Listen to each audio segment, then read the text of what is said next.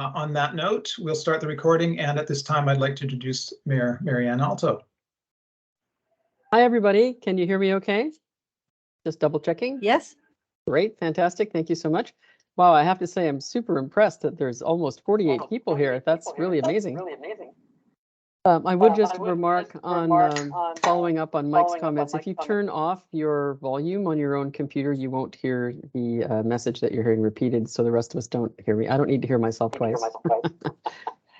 We always start our welcomes here at the city, whether we're online or in person. Whenever we gather, we always start by taking a moment to reflect upon and really offer our thanks and acknowledgement to the Lekwungen speaking people, the Songhees and the Esquimalt nations as we know them today, and as we work with them every day. And we acknowledge with respect their grace and generosity with which they allow us to be here on their territories. Our city, of course, is entirely sitting upon the traditional territories of these two nations.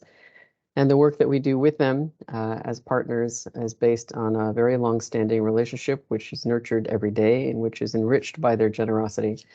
And so we take a moment each day to reflect whether we're gathering together or whether we're on our own, just to reflect on the beauty of the area, the stewardship with which the nations have protected these lands for millennia, and learning from them on how we can work together to do the same thing in the future. I always offer Haichka to my friends, family, and all my relations, and I hope you'll take a moment each day to do the same. I'm really excited to see all of you here. This is a great time for us, a time of renewal for our council and also for the city. We're looking ahead at some very, very exciting land use opportunities going forward, and part of that is around planning, part of it is around responding to different individuals' applications. Part of it is working with you and all of you with your associations and with your land use committees as well, but also looking to you for your guidance and advice on how we design the future of the city we all love so much. And we all hope to remain living here and offer that opportunity to others as well as our families and those strangers who will soon become our neighbors and become Victorians. You'll learn a lot about the association, so I'm not going to dwell on that particularly. There are those who will give you much more detailed and relevant information than I will do so. But I would just want to remind you that the role of associations from my perspective and my experience with whom you'll work, these are your neighbors, your friends, your colleagues. You'll work with them and with city staff and with city council liaisons. And your associations are kind of a conduit or almost a first stop in how the city and the neighborhoods work together on a whole variety of different projects and programs and the delivery of services and a huge variety of different ways that we interact with one another to create the fabric of the city that we love. So you have an enormous opportunity ahead of you being involved with the associations. Some of you may work with associations that have actual buildings. Some of you will have sometimes the more challenging role of trying to create those connections without the physical infrastructure, but that's a larger discussion perhaps that you will take on as you do your work. I really want to encourage you to be as engaged as you possibly can, to get to know your neighborhood association and your neighborhood and neighborhoods as much as you can, and to bring your own perspectives and capacities and skills to the tables that you'll be involved with over the next little period of time. So I think that our staff are going to walk you through piece by piece how the associations work. I'm very much looking forward to having your feedback and hearing how this session ends up and what advice and what learnings that you have to share and that you've engaged in today. So I offer you my good luck, best wishes, and thank you for being able to be participants in building the city in which we all live. So back to you, Mike.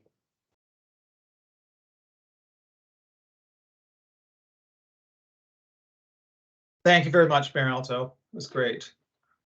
So we're happy to have the opportunity today to explore the many roles of neighborhood associations. We'll first provide an overview, and then we'll look at community centers, land use committees, and how the city supports neighborhood associations.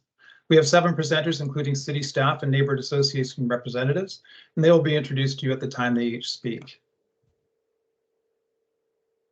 What are neighborhood associations? Neighborhood associations are comprised of people like you who have a passion for making improvements to their communities. Our neighborhoods are the worlds just beyond our fences, the sidewalks, boulevards, streets, the parks and recreation facilities, as well as all the human activities that take place in these spaces. Neighborhoods are an important part of our day-to-day lives. At its heart, our neighborhood association's primary purpose is to improve the quality of life in the community. They do this both with a high degree of independence and in a close partnership with the city. This approach, in addition to their collaboration with residents and other neighborhood organizations, has resulted in impressive accomplishments in terms of the diversity and the impacts initiatives that they have been able to achieve. There are 12 official neighborhoods in the city of Victoria, and they cover the entire city. In 2021, there were some slight changes in the boundaries, which you can see shaded in brown, but they have otherwise been unchanged for many years. There are currently 12 neighborhood associations, and they almost align with the boundaries. Fairfield and Gonzales operate together, and Jubilee operates under 2 neighborhood associations. Note that neighborhood associations may also be referred to as community associations or residence association, but they're all the same. There are 7 community centers and 3 senior centers distributed widely and in most of our neighborhoods. Neighborhood organization in Victoria goes back to the 1970s when development and transportation issues were a concern in James Bay and Fernwood. In 1994, City Council discovered, sorry, I lost my presentation. Did people lose the presentation there?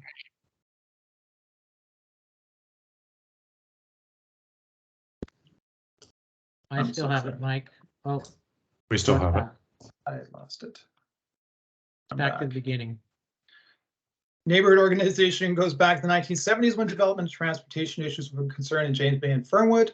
In 1994, City Council discovered the work being done by Jim Deers, a community organizer working in the city of Seattle. Inspired by his work, they introduced a neighborhood program in Victoria, including a neighborhood development policy and establishing neighborhoods in the entire city. The definition above remains an accurate description of the approach in place today. Over the next 20 years, the program evolved incrementally until 2015, when Council introduced a new approach with a dedicated neighborhood team. The following year, the Migrate Neighborhood Grant Program was introduced, and Council liaisons were assigned specific terms of reference in 2017. Most recently, funding levels for neighborhood associations have been increased.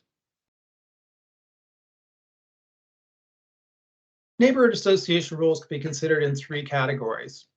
For neighborhoods with community centers, the central role is to provide programs and services for the community through the centers. A second role is to seek to represent the needs and interests of residents. Land use committees are an important part of this function. A third role is to undertake initiatives in the neighborhood that respond to community needs and improve quality of life. An integral part of this role is making social connections amongst residents and organizations. This helps build social capital, the collective strength that comes from a sense of community. There are several elements to their role as a voice for residents. One is to help inform residents about neighborhood issues and opportunities that are likely to be of interest to them.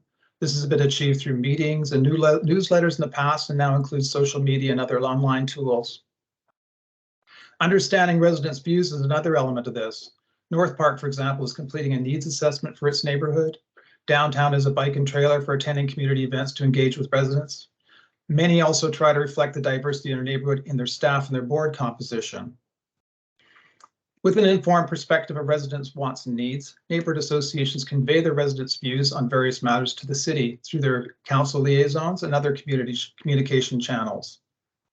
Of course, understanding neighborhood views also informs the types of activities and initiatives that neighborhood associations themselves undertake. This can be, for example, for a specific project, or it can be through input to an association strategic plan. So here's some examples of the types of things neighborhood associations do. When it comes to connecting people, most neighborhoods host community festivals. In 2022, North Park, for example, hosted several multicultural festivals and did so in collaboration with a church, a mosque, and an immigrant center in their community. South Jubilee's Park Fest and Vic West Fest are other examples, the latter with the famous zucchini races you can see in the upper left. Community gardens are an important gathering places and are seeing tremendous growth in the city, often with neighborhood associations playing a lead role. The Downtown Residents Association organized an evening comedy festival in a downtown alley. James Bay Community School hosts Window Wonderland, where residents and businesses install colorful stained glass styled art in the windows to be viewed at night. Neighborhood associations also respond to needs in their communities. Several are running hamper programs to assist food insecure families in their neighborhoods. Many associations also participate in the Get Growing program, the city's program, where seedlings and growing materials are supplied to residents with little experience in growing their own food. Some have worked to develop a better understanding of socioeconomic individuals, residents living in our city. And North Park has directly assisted a group of homeless individuals addressing an urgent concern for sheltering in their neighborhood. Several have also undertaken reconciliation projects, such as Fairfield Gonzalez Reconciliation Circle. Third group of initiatives revolves around improving the neighborhood. James Bay and Burnside Gorge have worked to clean up their neighborhoods with the teams of graffiti fighters. Many residents have adopted anti-graffiti wrap projects for utility cabinets, such as the example from Oakland's on the top of the screen. Fernwood Energy organized a mural festival to animate otherwise blank walls around the community. Through a Great Neighborhood grant, they also installed overhead lighting on Gladstone Street to enhance the atmosphere of their village center. Rockland and South Jubilee completed interpretive and wayfinding sign projects in their communities. And again, improvements to green spaces such as Spirit Garden and North Jubilee are often of strong community interest. These are only a few examples of the types of activities that neighborhood associations are engaged in. There are so many, it's difficult to cover them in such a short presentation. You can see that many projects have elements of connecting people, responding to residents' needs, and improving the neighborhoods all in one project. We encourage you to visit the association's website to find out more about the things that are happening in your community.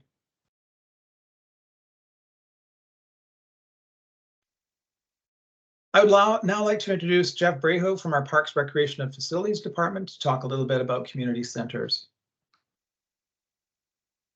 Perfect, thanks, Mike. Good afternoon. As Mike mentioned, my name is Jeff Braho, and I'm the Manager of Recreation Services with the City of Victoria. The Parks, Recreation Facilities are a liaison with the Community Center Network related to operations and infrastructure, and I assume the lead role as part of my portfolio. The city offers recreation opportunities through parks, park amenities, recreation centers, and other facilities, but the Community and Senior Center Network play a crucial role in supplementing those opportunities and tailoring programs and services that best meet the needs of residents in their respective neighborhoods. I'll provide a high-level summary of how they work and then hand it over to my colleague from Fairfield Gonzalez to provide insight and perspective as an operator. So the city partners with nonprofit community organizations to deliver programs and services through community centers. And these programs and services help foster community development and respond to residents' needs. This is certainly not an exhaustive list by any means, but community centers offer programs in recreation, health and wellness, vitally important childcare services, arts, and hobbies. And centers also serve as a gathering place or community living room, if you will, which provide opportunities for social connections and welcoming environments. So of the 11 centers, 7 of those are community centers. 3 of them are senior centers and a downtown community and event center. 9 of these facilities are city-owned. 1 is under a lease agreement and 1 is externally owned. So operated by neighborhood associations, 7 of these are operated by neighborhood associations and the other 4 by not-for-profits. And there's an operating agreement in place with each of these providers, which we're in the process of renewing, hopefully early in 2023 here. So the decentralized delivery model enables operators to offer programs and services that best meet needs of residents. And Council provided continued support of this model when last presented and discussed at Committee of the Whole in 2017. In addition to the staff employed in each facility, volunteers play a key role in the operations of these facilities and program delivery. The graphic on the right there is from the 2020 report, which shows almost a 4-to-1 ratio of volunteers to staff. And key performance indicators are collected from each provider annually and presented to Council as a summary report. City support of community center operations totals around $2 million annually in the form of direct and indirect funding. Some examples are through core operating grants, youth programming grants, financial support for maintenance, custodial services, and utilities, and facility upgrades or improvements, which are usually brought forward as capital projects. Revenues generated by these centers through program and service delivery, as well as external funding programs, offset operating costs. and sustainability depends on investments by both the city and each individual operating group.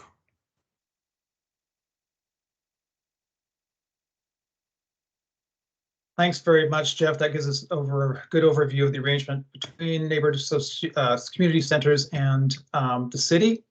I'd like to now turn it over to Vanya McDonald to talk about community centers from a neighborhood perspective. Great, thanks so much, Mike, and thanks everyone for being here. It's really awesome to see this much interest in neighborhood associations. I'm really biased, but I think they're extremely important in our overall health and well-being as a city. So I'm Vanya, I'm co-executive director at Fairfield Gonzalez Community Association, and we operate Fairfield Community Place, which is at Fairfield and Moss. This is an adorable painting that a local artist made of our building, so you may know it from driving by. So I'm just going to talk a little bit about what is a community center, explain how the Victoria model really benefits residents, and touch on some of the ways you can get involved, and then explain why I believe that it matters. So yeah, the range of what we do in community centers is huge. There's a few examples here. So as Jeff said, there's 7 community centers in Victoria and 3 senior centers. We're all run by independent nonprofits. Some of us are also neighborhood associations, some are not. So the main difference in those is that the centers that are run by a neighborhood association also have a land use function, but otherwise we tend to do lots of very similar types of things. And yeah, as I said, we do all the things you can see here and more. Every center is different in what we offer, and we do respond to local needs and deciding and figuring out what we should offer. So some of you here might have experience of your local center and might be thinking of some of your favorite programs. Maybe you go to the Oakland Sunset Market, or you go to the seniors lunches in Fernwood, or maybe your kids go to preschool in Vic West. And in Fairfield Gonzalez, as I feel like in most of the centers, our goal is really to use this amazing community resource that the city has provided us, which is a facility space and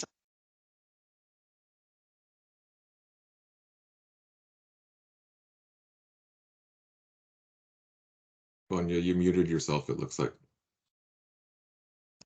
that's strange. I don't know.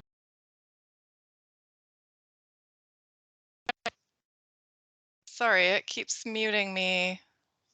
Yeah, I'm gonna try and keep talking and keep an eye on that. Maybe just repeat what you last said, Vanya. Sure. Whether it was muted, yeah. Thanks, Gary.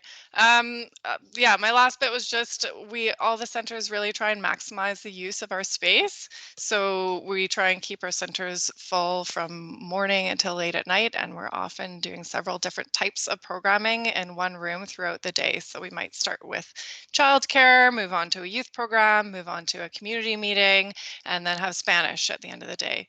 So really active, really happening in the community centers. Next slide, please. So again, Jeff touched on this a bit, but our model here in Victoria is unique in that the city owns and maintains the buildings and provides. Muted Sorry, again. Oh, I got really it. don't know what's happening. But we're operated by an independent nonprofit. So that means we're really flexible and responsive, but we have this stable base to keep our doors open and run our centers. And then as nonprofits, we can sometimes access resources that the city can't, like grant funding and a really big volunteer base. So we can grow and we can do more for our communities than I think the city could if it ran them on its own. And again, programs and services do vary from neighborhood to neighborhood because each neighborhood in Victoria has its own special character. And this model gives us the flexibility to respond to our local environments. Next slide.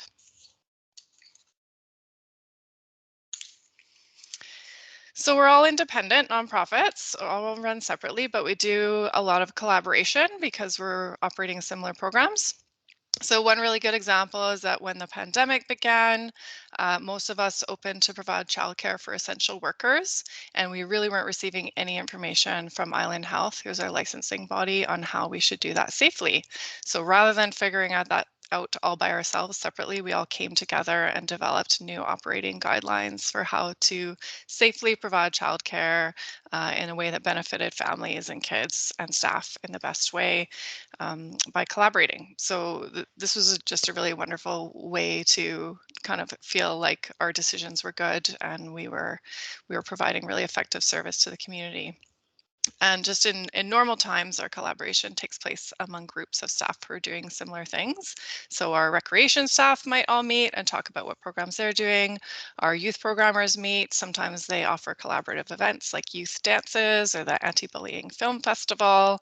And sometimes we collaborate on fundraising, like the Gift of Good Food fundraiser that Fernwood runs every year. And we also just share each other's information because we all love what each other does. Next slide. So what does this mean to you? Hopefully it means that you want to get involved and be a part of the good work that we're doing. So first step would be just to connect with the communications that your community center is doing. So sign up for their social media accounts, find out if they have an e-news, check out their website, things like that. If you want to get more involved, you can also become a member of the society. That means that you can vote at annual general meetings, you can serve on the board of directors, you can also participate in their programs. So we all run recreation, you can attend a class, you can come to an event, you can come to one of our social activities. There's always lots happening and something for everyone. And then I would say that the very best way to connect is to volunteer. So we really can't do the good work that we do without our volunteers, as Jeff showed in his slide. We have hundreds of volunteers that work with us every year, and there's a job pretty much for everybody. So serving on the board, gardening, handing out food, working with kids, pretty much anything you could imagine. And then last, I'm just gonna talk about why I think it matters. So I feel that there's just really few places in our communities these days where everyone is truly welcome, regardless of who they are and where they came from. And community centers really are the neighborhood's living room. They're one of these spaces. And things that I have seen is people making connections that last a lifetime while they're attending our drop-ins with their little kids. I've seen people new to Canada join committees and help shape their neighborhoods. I've seen kids grow up attending our events and our childcare and then grow up and become staff or volunteers in our programs.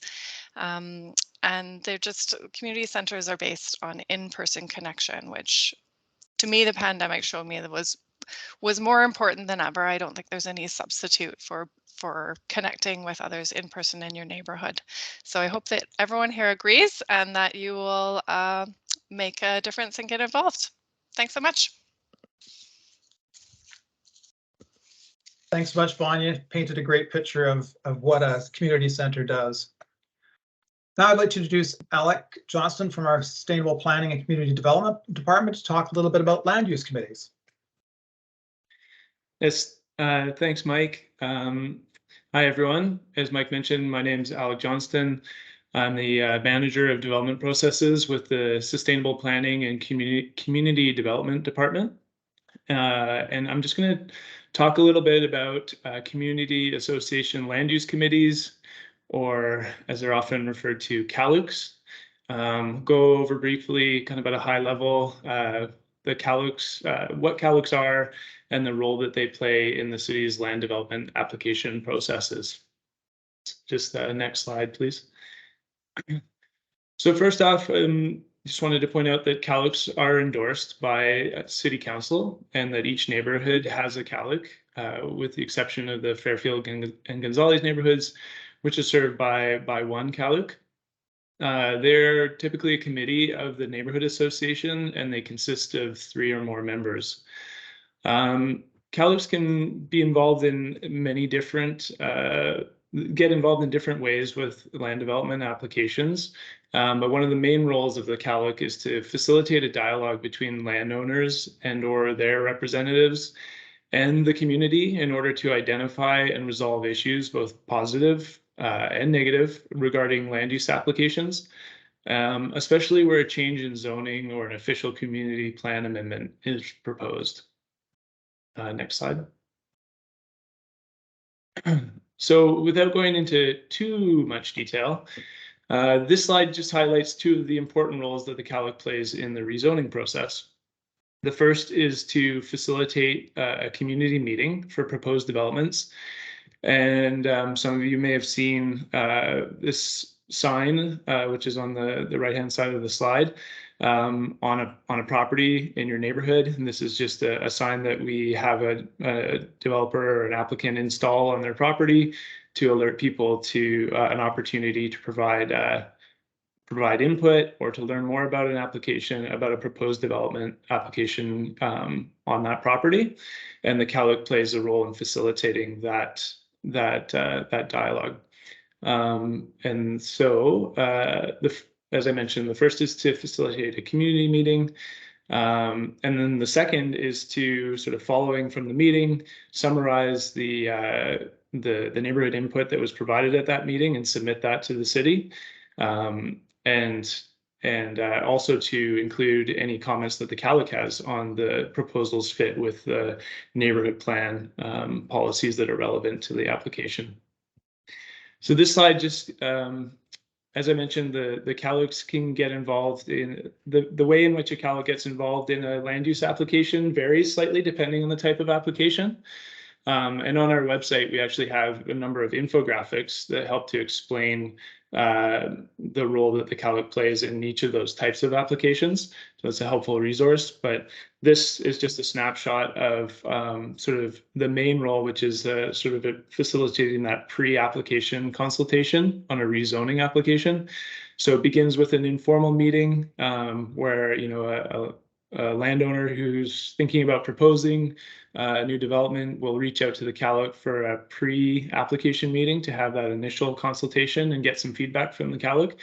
Then the CALOC will work with the applicant if they want to move forward with the rezoning application. They'll work with them on crafting and signing off on a notice that gets mailed out to all the residents within 100 meters of the property.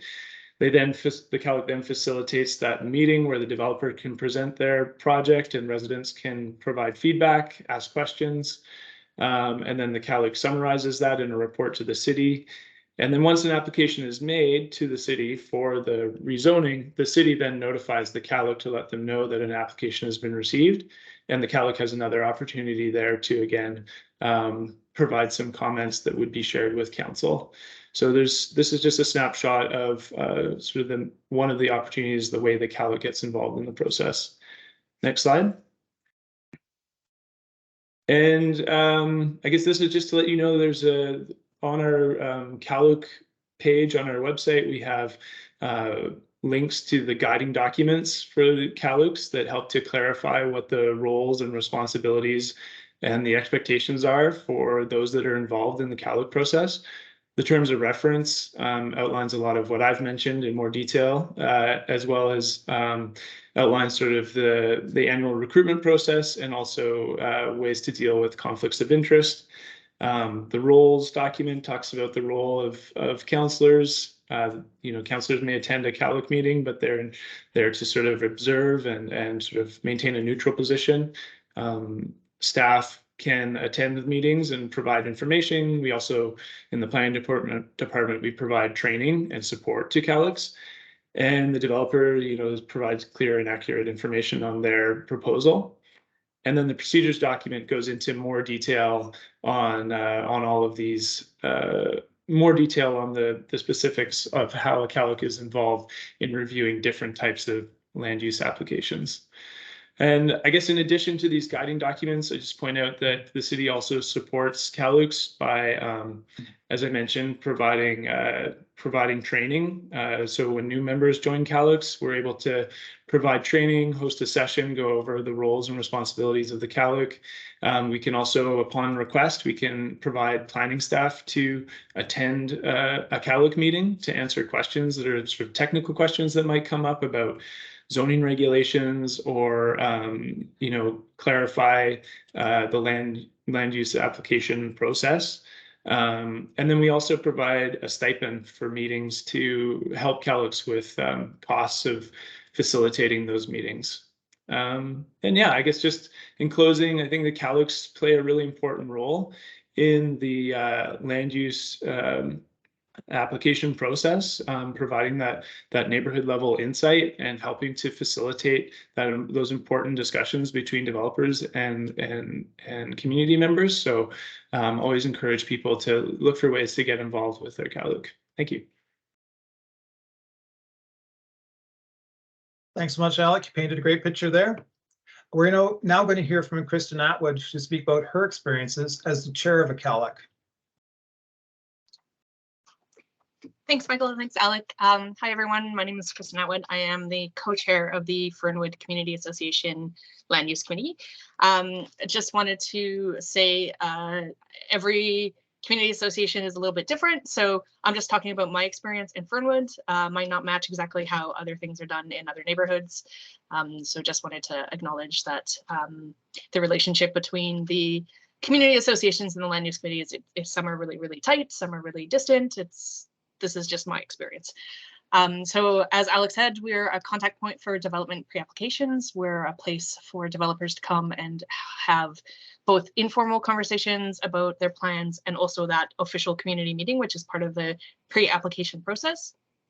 But I wanted to sort of highlight that I think the real value of the land use committee is what it does for the community. So it's an opportunity to provide a voice in developments, but also space for the community to think about those developments. So it's really like developers are oriented to their proposal. This is their business, right? The city is oriented to the proposal. That's your job, the planner's job. But for the community, this is my home. This is where I live. This is like my favorite tree. This is the view that I grew up with or whatever, right? So when things change, it's really scary and emotional, and you need some space to really like understand what that change is going to be, how it's going to impact you, and to be able to just talk about it. So I think a lot of the value of having the land use committee isn't so much like let's check some boxes on a procedural form, but more that it brings people together and we have a chance to talk about these things, and people have a chance to even just reflect like, oh, that's a big change that's going to impact me for the rest of my life in my home, which is really, you know, my intimate, sacred, special, safe space. So as much as we are engaged in sort of this administrative task of bringing the feedback together and writing these letters, I think the real value is just holding that space for people to come and be able to feel like they have a chance to reflect on something in that really personal way. And that does mean sometimes meetings get a little contentious or chaotic, but I think it's really valuable. And then the other thing I would say is just, it's not just about reacting to development proposals. That is a big chunk of work. But at least in Fernwood, we also have really been engaged in looking kind of proactively at what does our neighborhood have? What does our neighborhood need?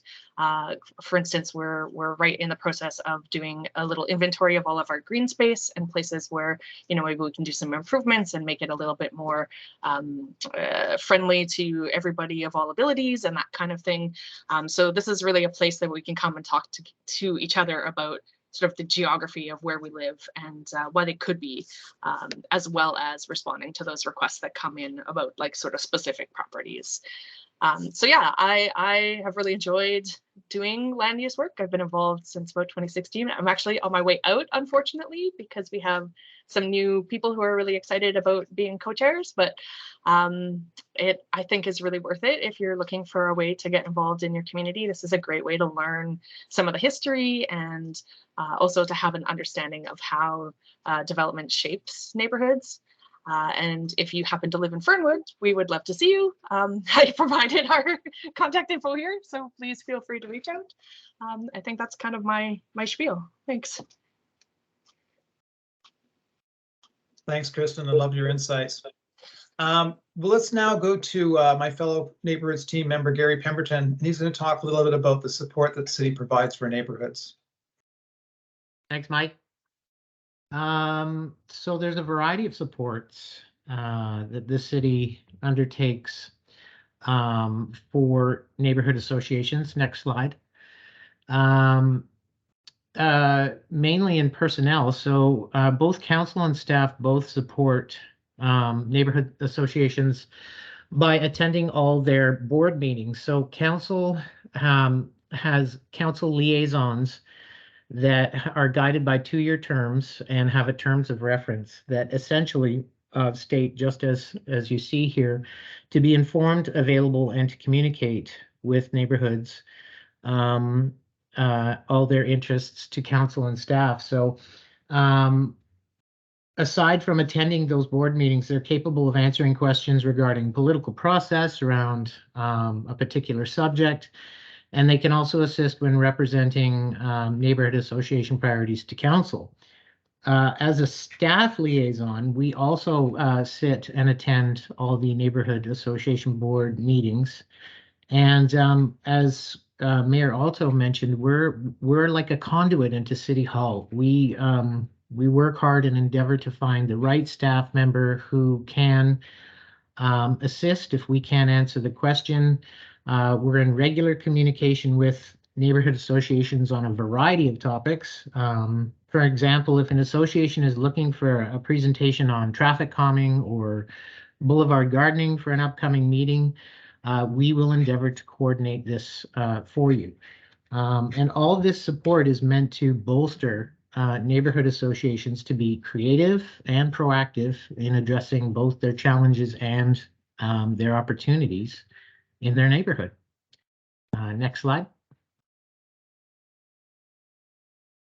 So a little bit about the funding support. Associations, as mentioned by my colleague Jeff Brejo, associations with community centers receive operational funding from for program delivery, custodial, and youth programming. Associations without a community center have recently been awarded a $20,000 grant for hiring a coordinator. And this coordinator is meant to manage both individual projects and support ongoing operations. All associations receive a base grant, which is primarily intended for communication, representing residents, building and strengthening the association, and leading improvements.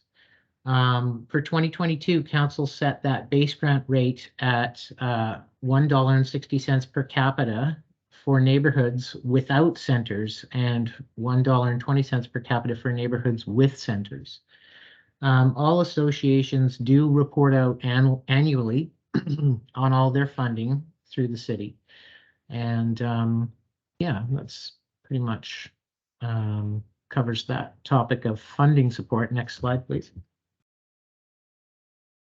The Migrate Neighborhood Grant Program has been a wonderful success for the neighborhood team for the 7 years since inception that we've been running this. The grant program runs from April through October, and it has a rolling intake every month. So we are literally processing grants each month and ultimately getting money into the hands of the applicants to process and get their projects underway in a more timely fashion. The good news is the thresholds for all our grant categories have recently been raised as council has approved that funding. So now our placemaking and community resilience grants have gone from a ceiling of $5,000 to $7,500 per project, and our activity grants have gone from $1,000 to $1,500 for projects. And this is due part and parcel to inflation and the rise of costs for not only materials and supplies, but labor and other items as well. So yeah, good news, more money for the thresholds, although the overall budget for our grants, which is about $135,000 per year, has not increased. So we have a number of links on our grant page on the neighborhood team's website page under the city's banner that will assist applicants in putting a grant application forth.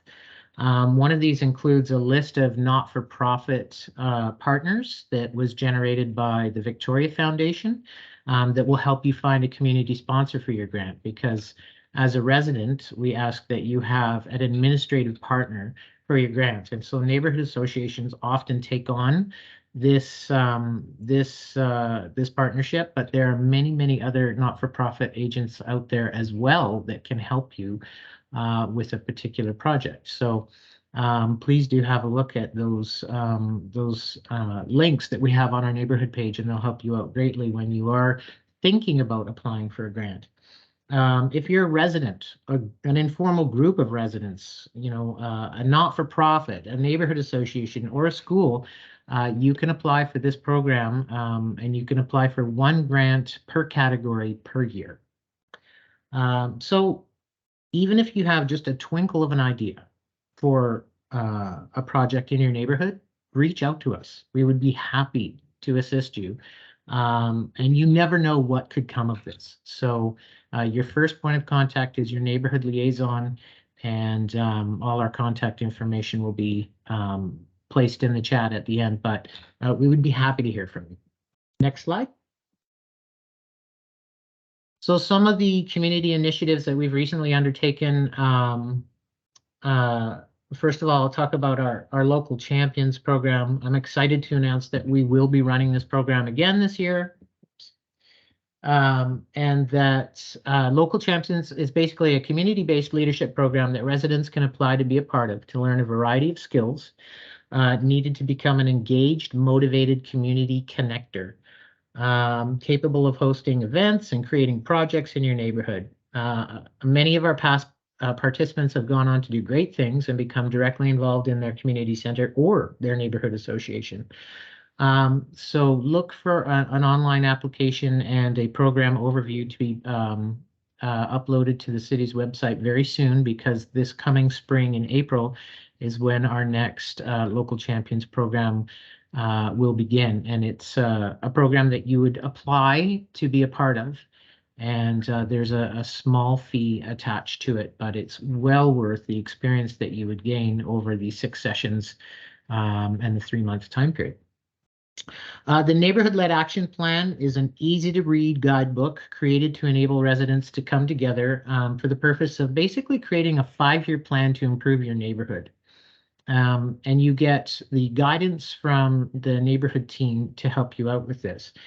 It essentially outlines a 9-step process that culminates into achievable actions and tangible outcomes that both include quick fixes and long-term goals. A Neighborhood-Led Action Plan is also eligible for a Migrate Neighborhood Grant, which is good news, because there's never been a better time to apply for one of these than this coming spring, hint, hint. So if you're interested, or you have this can start with one person, it can start with a resident group, it could start with a neighborhood association board, it doesn't matter. If you have a group of people who want to create a groundswell and make some change in your neighborhood, that may or may not be addressed by the city right now, or maybe these ideas are out there, they're just waiting to be surveyed, culminated, given a vision statement and put into action. Please have a look at our Neighborhood-Led Action Plan. It's fairly straightforward, and like I said, easy to digest, and has some really good information in there. Next slide. So we have a number of resources on our neighborhood webpage, including profiles on each of our neighborhoods. Of course, as I mentioned before, a ton of information on our grant program. All the community virtuals that we've done in the past that we started doing over the pandemic are listed there that you can watch. And there is a ton of great information on these virtuals on a whole variety of topics that include, again, staff presentations and community presentations of people who've been out there doing these projects in the past. And there's a lot to be learned from them. We have a number of documents that can help you fill out your application for a neighborhood grant, like a sample budget, for example. There's also a guide on the walk shop. So if you ever wanted to have a neighborhood walk shop with your council liaison and your staff liaison and members from other departments, there's a guidebook on how to do that. We also have a guide on how to survey your community, which is really, really interesting. So there's a ton of information there, and we urge you to check out our neighborhood pages, because You never know what you might find there that would be helpful to you. Next slide.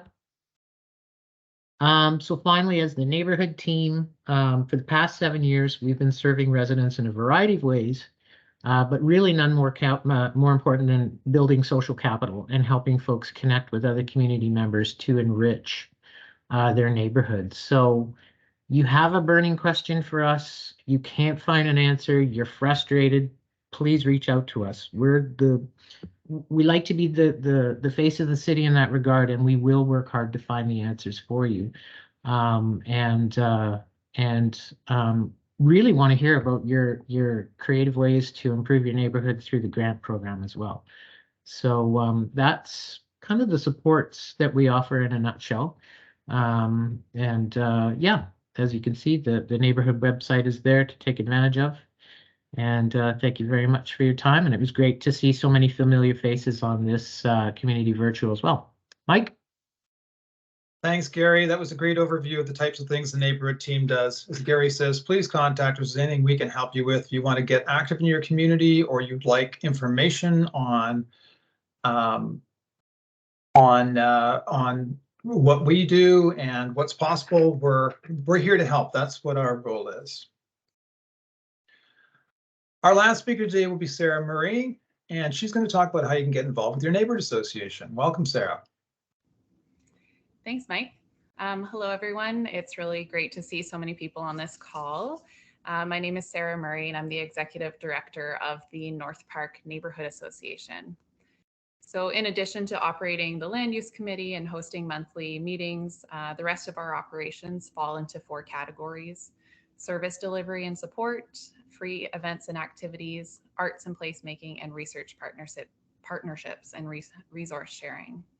Because we don't have a community center yet, we operate on what we call a distributed community center model, which in addition to moving tables around a lot, that means that we offer programs such as our weekly grocery hamper program, art workshops, craft clubs, free recreation, quarterly multicultural festival, all out of shared community spaces like Royal Athletic Park and donated rental space at First Met Church. You can learn more about what we do at npna.ca.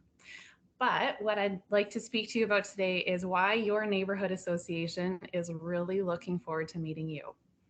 I'll just start by echoing Vanya and Kristen. Neighborhood associations and community centers and land use committees do a lot. We support the important work that the city does. We support residents, provide opportunities for social inclusion, health, well-being, and really provide meaningful ways to get involved in your community. But they can't do that without engaged and informed residents. So a strong neighborhood association is one that's made up of a wide range of diversity and perspectives. And these need to include renters, youth, young adults, young families, people living in low income or on fixed incomes, people with lived experience of homelessness, newcomers, and a lot of these voices are the ones that are underrepresented in neighborhood associations. Yet, these are the ones that are really important to amplify when we're trying to make equitable decisions. So there are a lot of ways to be involved in your neighborhood association, and many of them are a pretty low time commitment that you can start out with. So start by finding out what neighborhood you live in, find the website for that neighborhood association, follow them on social media, sign up for the newsletter. From there, you could attend a monthly meeting, talk about the monthly meeting with your neighbors, attend a land use committee meeting, be informed about the developments going on. You could also offer to put up posters in your neighborhood or in your apartment building. This one's really important because for those living in apartments, your neighborhood association has a difficult time reaching you. We don't have access to your building. We can't put up a poster on your community bulletin board. So by offering to do this, you actually really help by making sure that your neighborhood association can reach more people. And if you feel that you have the time and ability to do a little bit more, you could volunteer for a committee or even think about joining the board. There are a lot of ways to be involved, and just to say it again, it's so important that a diversity of voices and perspectives are included in neighborhood associations. So yeah, get involved. Oh, and I think there's one more slide there. Sorry, I didn't tell you to advance the slides, but thank you.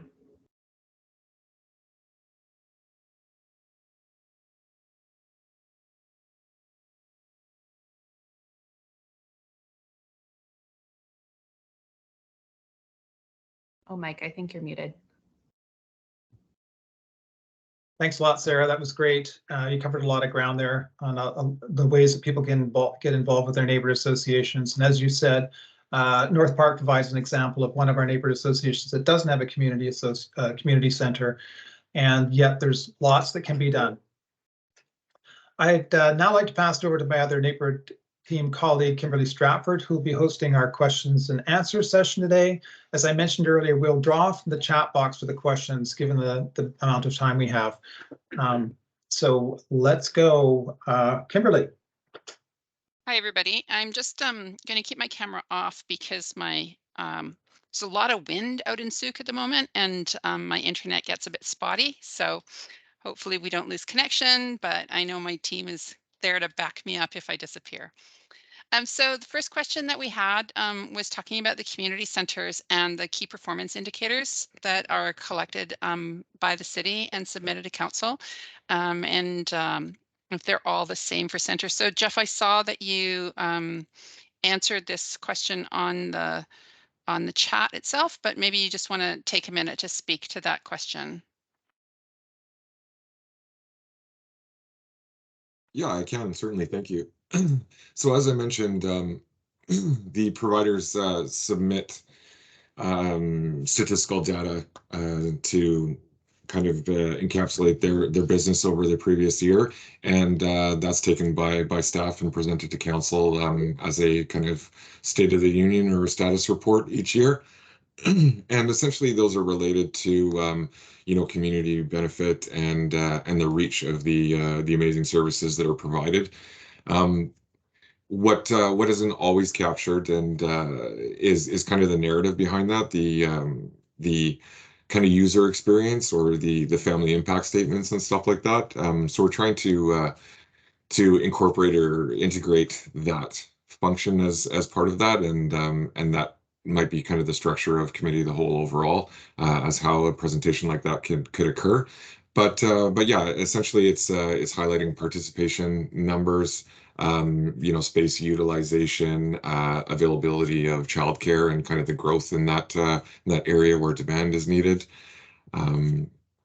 So yeah, I mean, I can certainly share a link for all these participants of the last report that we did, can give everybody kind of an idea of what's presented on an annual basis, if that's helpful, Kimberly. Yeah, that'd be great. Jeff, maybe you can throw that link in the chat, but also we'll include that in the follow-up email that goes out to everyone who registered for today. I think Gary, this question might be for you. So some communities have no community centers. So do they simply receive fewer funding and event options?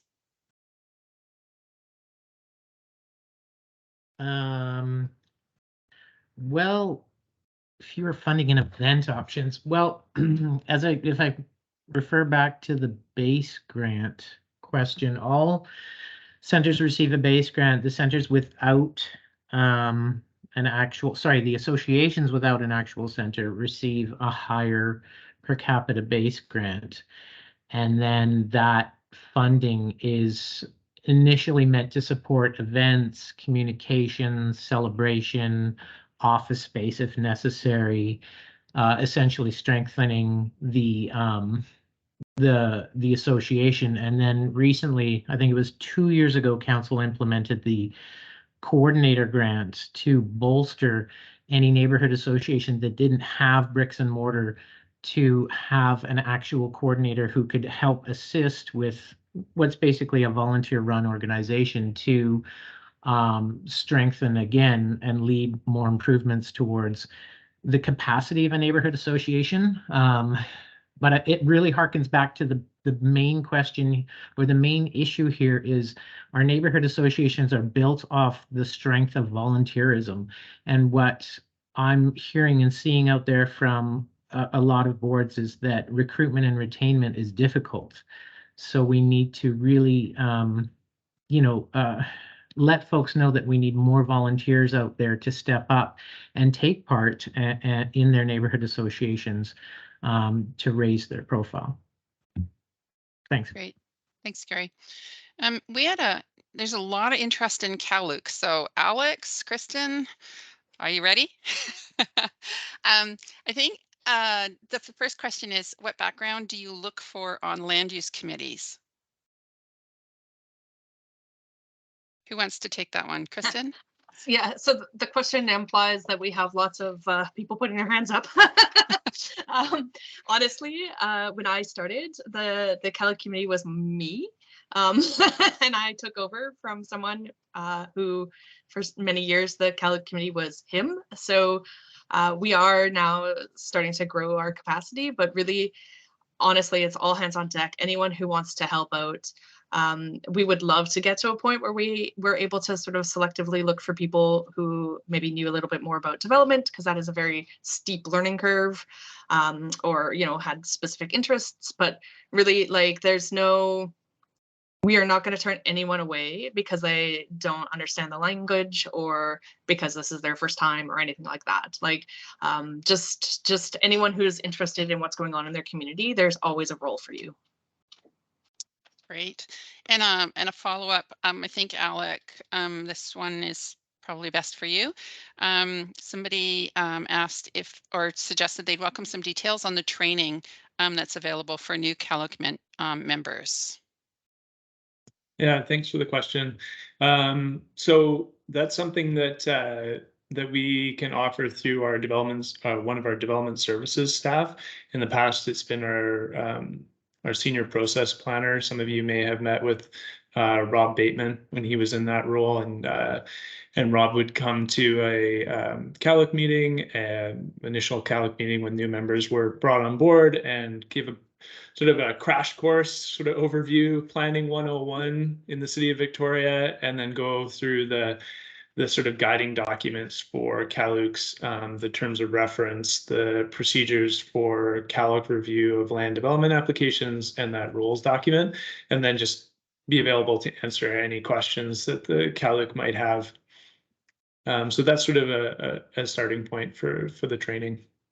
And sort of on the last question, I think kind of what we're looking for is people with interest and enthusiasm, and then we'll try to help with the training to get you up to speed on how to, you know, be a part of the CalLUC. Great, thank you both. Alec, I'm going to lob another one over to you. Actually, maybe a couple. So the first part of the question is, how will CalLUC role change with proposals for the missing middle delegations of approval for the developments to staff? And will there be a role for neighborhood involvement and comment? Yeah, that's a great question. I might not have a complete answer for that, and that's something that I can take away and get some input from our community planning group who've been leading the missing middle housing project. But you know, I think there aren't any changes in that project that relate to the current terms of reference for CalLUCs or our land use procedures bylaw for how land use applications would be or the CalLUC's involvement in those different types of land use applications. So I guess the short answer is if missing middle zoning were adopted, that would mean, you know, fewer projects, you know, those projects that meet the zoning for missing middle housing would not be going through a rezoning process. And so they would not be going through for example, the pre-application consultation process that's facilitated by the CalLUC. So the CalLUC wouldn't have, you know, as much of a role to play in those types of projects. Okay, thanks. So Alec, if you feel once you're through all of this, we're happy to compile all of these CalLUC questions to you. And if you want to write some stuff out, Mike can make sure that that gets sent out to everybody. There's a lot of interest in CalLUC here today, and that's awesome. And it might it might necessitate just a separate session just on that. Mhm. But we can talk about that another time. Yeah, so I think this next question might be the same. Has the role of CalOOCs been diminished due to expedited zoning recently? Yeah, I'm not sure exactly what the expedited zoning is referring to. Perhaps it's the rapid deployment of affordable housing program that was sort of put in place last year.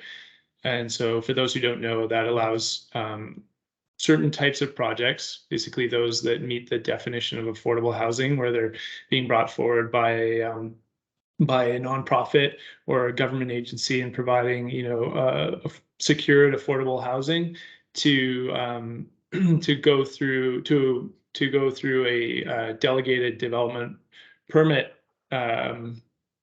application process and not need to go through rezoning, as long as their proposed use is already allowed in the existing zoning. Sort of getting into the weeds here a little bit, but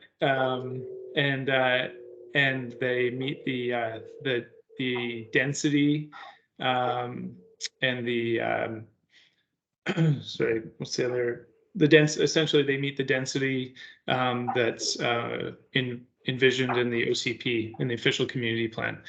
So those go through a delegated process. They don't go through the rezoning, so they don't go through the rezoning pre-application CalOOC process. So I guess in that way, yeah, the CalOOC would see fewer of those types of applications, but we don't have a lot of those applications at this time. Great, thank you.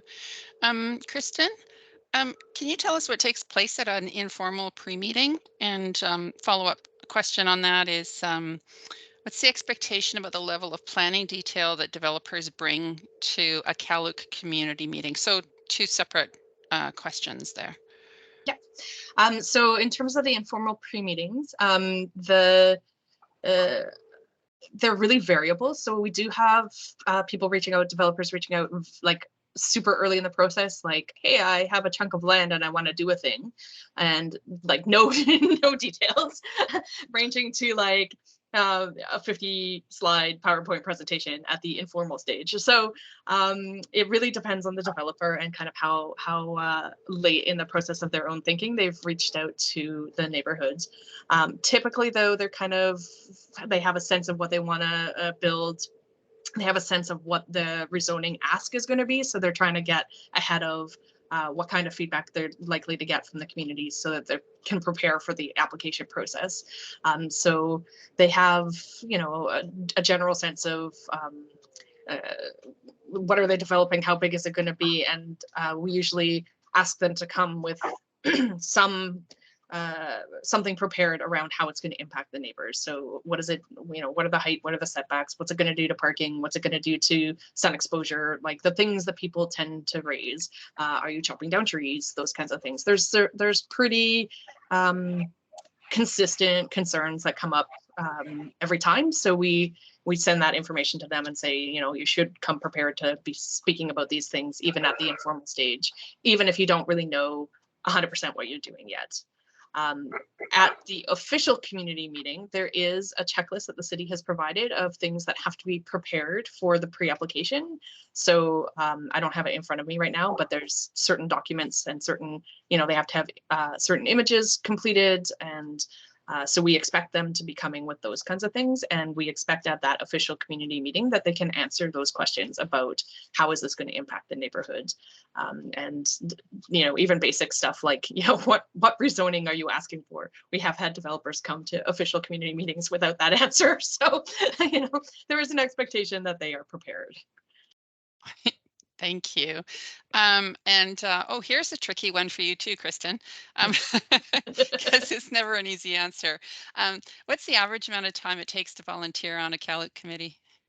As much time as you would like to give it.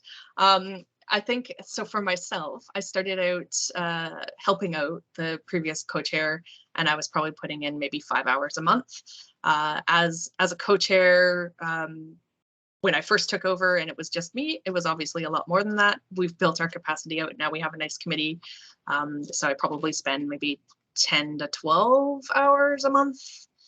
depending on the sort of what's going on. We've had a couple really big things happen in Fernwood, and those create a lot of conversation, which takes more time. But there's lots of ways to get involved. You know, like Sarah was saying about, you know, put a poster up in your apartment building. I mean, that takes 5 minutes, right? So every little bit is really helpful. And if you have an hour to give, I can find a task that takes an hour. That's awesome. Okay, one more Caluk question, and then I'm going to give you guys a little bit of a break, but be prepared because there's more. Alec, after submitting their initial report, does the Caluk participate or have a role in the city's committee of the whole? Or once let me just read this again. I think it was after committee of the whole, maybe. Do they have a role after the committee of the whole sends development proposals to the public meeting? Thank you. Yeah. Yeah, no problem. They can. In some cases, you know, once an application is made, even before the committee of the whole stage, you know, an applicant might make revisions to their plans, and those revisions can trigger a requirement to have another community meeting. So if that's, for example, if they propose to then increase the density from what they showed on their plans when they brought it to the Caluk originally, that would require another Caluk meeting. So they would then coordinate with the Caluk on facilitating that second meeting. We also, as I mentioned, once the application is made, we notify the Caluk to let them know that that we've received an application, and then a Caluk can and every time that a resubmission is made, there's a notification email that goes to the Caluk to let them know that revised plans have been submitted, and the Caluk can provide comments or, you know, if they want to. And then once it goes through committee of the whole and council, let's say, has advanced the application to a public hearing, then at the public hearing, the Caluk is given a chance to speak. So members of the public are given 5 minutes. The developer is given, you know, 15 minutes to present, and the Caluk representative is given, I believe it's 10 minutes to present. So they're given a little bit more time to kind of speak to the proposal. Great, thank you. On a completely different topic, somebody's interested in finding neighborhood statistics. So population, demographics, housing types, ownership, community assets, commercial services, etc. And does the city have that sort of information available? Mike, do you want to answer that one? Statistical information. Well, we do post some information profiling neighborhoods on the neighborhood webpage, so you can find some information there. Our planning department will typically bring stuff out for projects they're working on, like local area plans or neighborhood plans. So there's information there. I think we're still waiting for our neighborhood level data to come from Statistics Canada. I don't think it's all been published yet, which provides us with more information. We can certainly we certainly try to make that available as we can. Does that answer the question, Kimberly? Yeah, and I also did answer it in the chat with the link to our open data portal. Mm-hmm. So, and the neighborhood level data does get posted there, just the raw data. So the planning staff will do some analysis for using that census data, primarily for community development for the local area planning. And so as we're waiting for Stats Canada, the neighborhood level data is a special run, and it's purchased for us by the CRD. So I actually did just check in on this a couple days ago, and we are still waiting for the 2021 data. And I expect it probably be another 6 months to a year, because special runs, they're not a priority in terms of releasing the data from Stats Canada. So, but that information does get posted on the open data portal, and there's a lot of very good information there for you. And then Todd, specific to your request to talk to city GIS staff, just email neighborhoods@victoria.ca, and we'll put you in touch with somebody just to ask your very specific questions, if that's helpful for you. Um, Gary, I'm going to lob this one over to you. So with regard to the Migrate Neighborhood grants, is there a limit on the number of grants that can go to a neighborhood if they're all good, viable ideas? We currently don't have limits of that nature. The only limitations we have are one application per category per year per individual. So we've seen neighborhoods in the past really rally to the cause and have, you know, $40,000-$50,000 worth of grant projects going on in any given year. So that hasn't come up a lot in our internal discussions as staff, but yeah, I would say that about covers it. I'd probably add to that, Gary, that we do look for capacity of folks that are doing grants. We don't want to get them overwhelmed with having too many grants on the go. If they show success and complete one grant, then they're ready to go on to the next. And as we've said earlier in this discussion, we're there to work with people and see what their capacity is and what can be done when it comes to the number of grants and various grant projects. Mm-hmm. Thank you both. Okay, we're back into Kaluk land. So I think, Alec, I'm just going to get you to just address a couple of these questions at a high level, and then you can talk with your manager about doing a specific session on Kaluk, because there is a tremendous amount of interest. So there's been a lot of criticism that neighborhood associations and Kaluks aren't representative. Would the city consider compiling best practices for underserved recruitment? And would the city consider a stipend for underserved sector volunteers?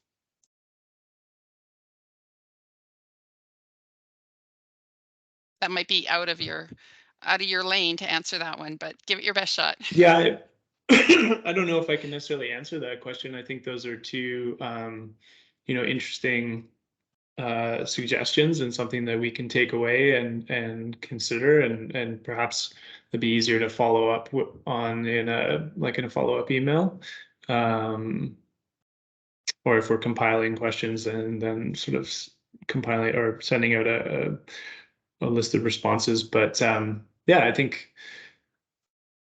I guess just to say, the city goes through sort of, I can't remember now when we did our last Kaluk review. It was, I think, just before I started with the city. So that would be about 6 or 7 years ago.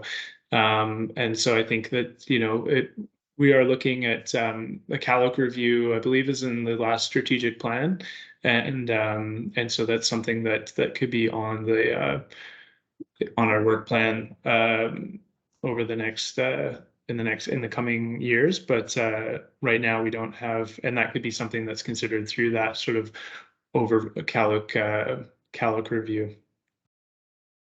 Okay. Yeah, and now I'd probably add to that is that the Kaluk is a primary role of the Kaluk is to facilitate community discussion and relay that conversation, that input to the city, rather than express its own individual opinions in an advocacy role for and against a particular development.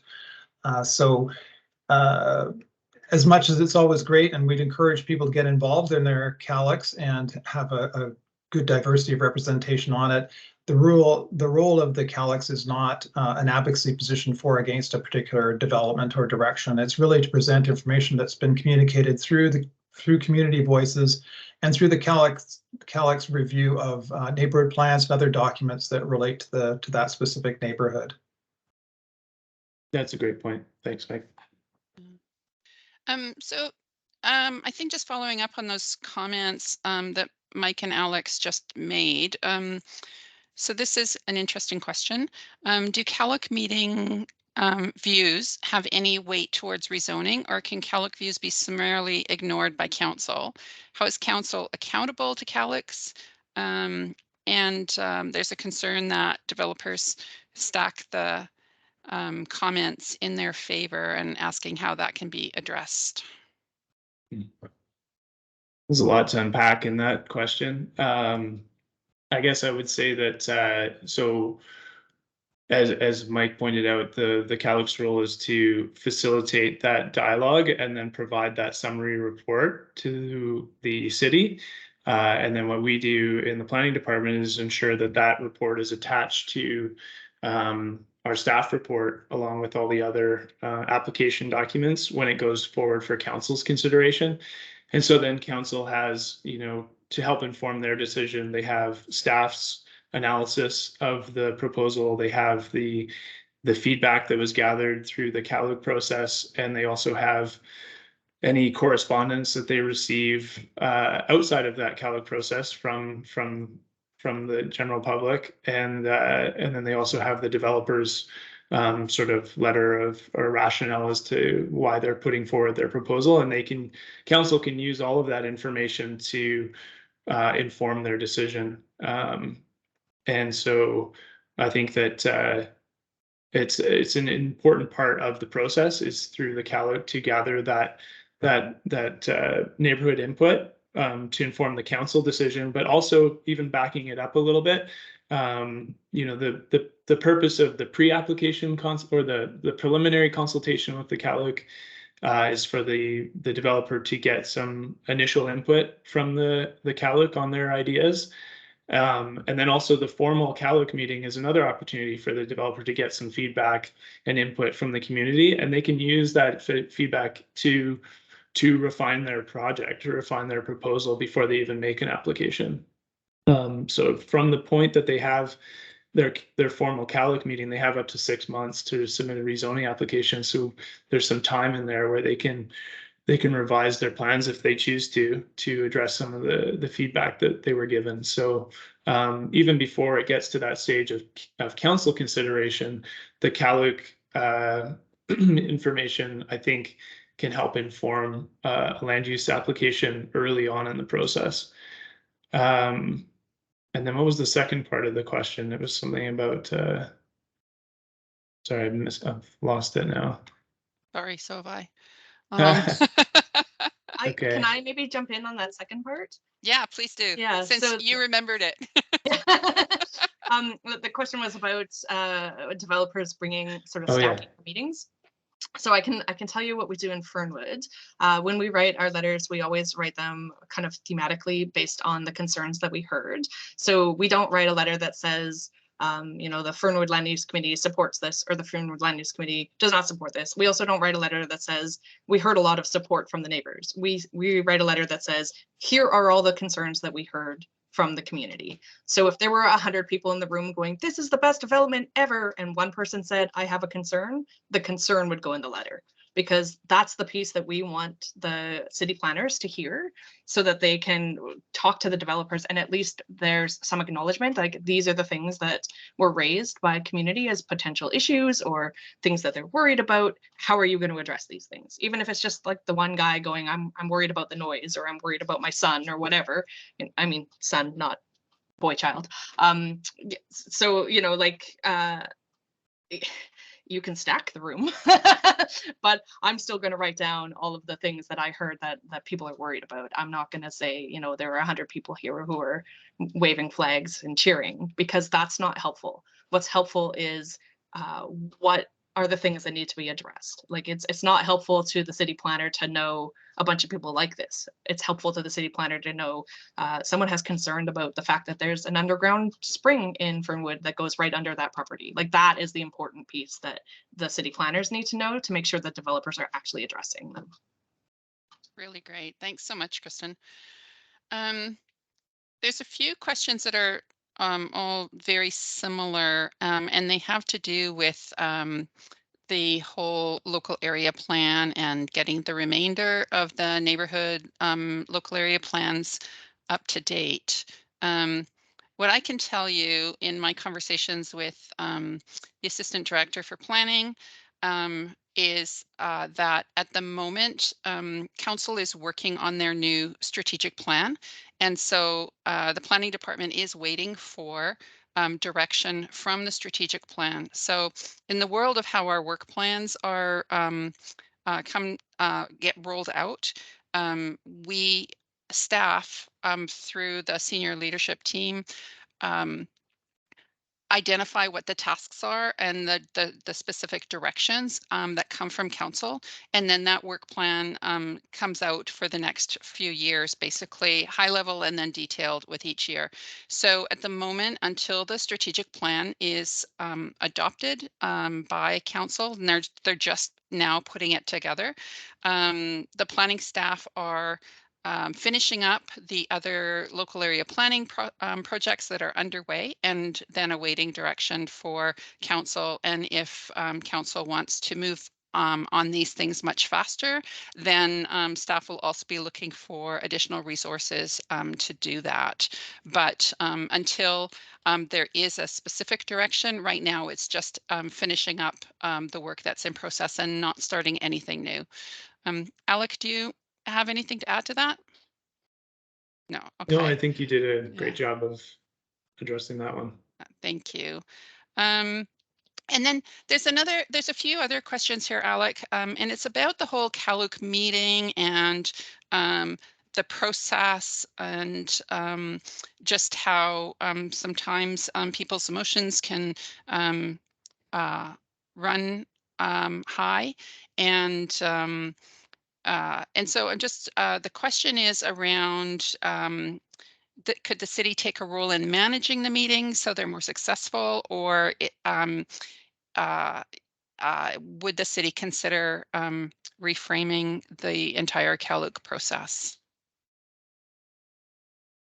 Well, I think recognizing that can sometimes happen or be an issue at community meetings. That was part of the reason that the city started to offer a stipend to CALUCs for the meetings, and in some cases, I think some of the CALUC members might be able to speak to this better than I can, but that you know, those funds could be used to bring in a facilitator if needed to help lead the meeting. And then also, I think at the beginning of the meeting, the land use committee chair will often read out sort of guidelines for the meeting in terms of the expectations around how people conduct themselves at the meeting and the purpose of the meeting, to hopefully keep the room, to keep the discussion respectful and focused on the purpose, which is sort of sharing information and gathering feedback on the specifics of the proposal. I think, Thank Kimberly, you. you mentioned earlier about the necessity for having a session dedicated to CALUCs. It seems like when we get into some of these in-depth questions, that would probably be a good idea to have some another separate meeting for that topic. Yeah, I think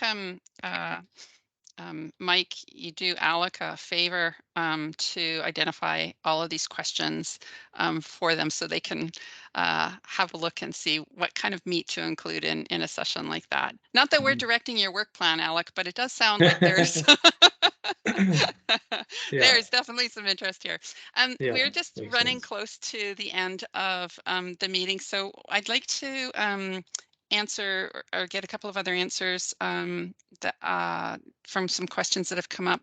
One question here, Mike, I'm going to give this one to you. Is there any attempt to fairly distribute money for grants for each neighborhood? Great question. And yes, council is particularly interested in how funds for Great Neighborhood grants get distributed across the city. And we keep track of that. We provide council with that information, and we try to encourage grants wherever we can. We're, as you may have picked up on, we're very assertive and proactive about trying to get people to pick up a thread if they've got an idea, and advance that idea with city staff and turn that into a grant project. One of the things about that is we can't very well force people to take a grant. We just do everything we can to encourage it.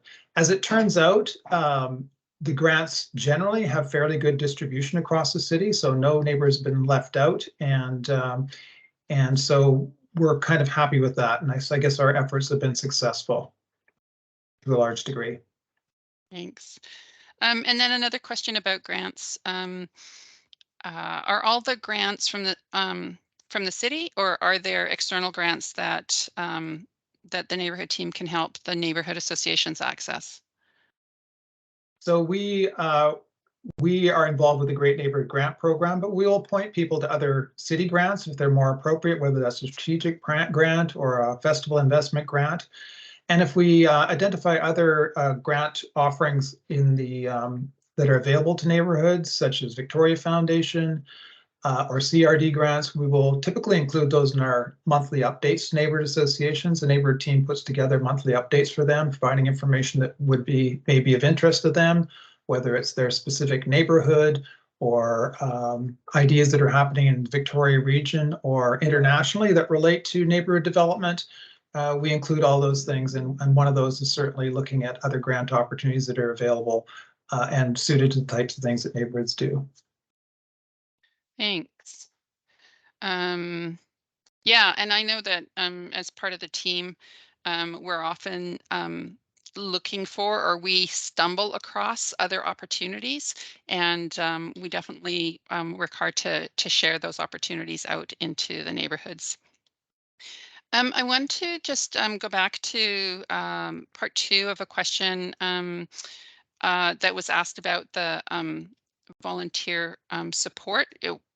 Just a little bit of clarity added. It wasn't just for CalUX only. So the same concern about diversity and underserved populations for a stipend for encouraging them to volunteer with neighborhood associations. Mike, do you want to take a stab at that one? You know, I don't know. I think we've tried to encourage diversity of participation in everything neighborhood associations do.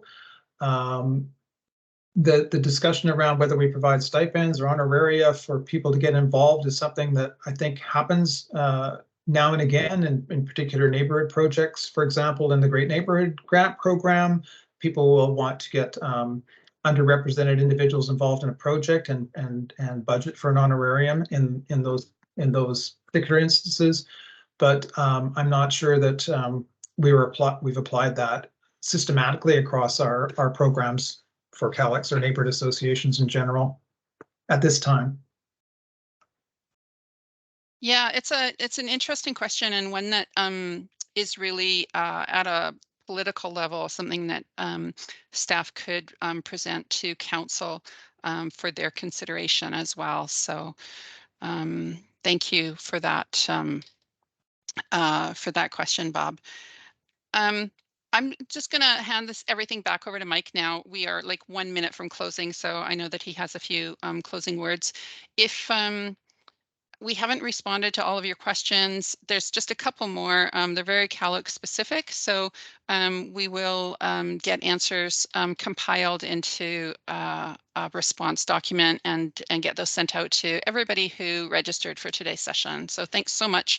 It was just amazing to see so much engagement here, so thank you. Yeah, thanks very much, Kimberly, for hosting that part of the presentation.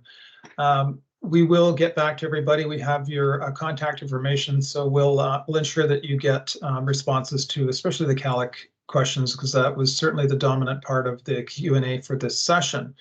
I'd especially like to thank Vanya, Kristen, and Sarah for helping out with the presentation today. Your input was fantastic, and I hope everybody that attended found today's session informative.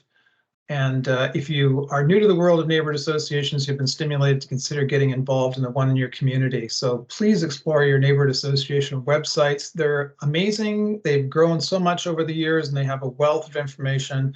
They're exciting, dynamic, and there's lots of ways you can get involved in your neighborhood. And as I said at the earlier part of this presentation, they are really an amazing place where lots is going on. There's lots of fun opportunities, lots of meaningful opportunities. It's a fantastic place for residents to get involved in their community. Recording this session will be posted onto our website later, and we'll keep you apprised of when that goes up.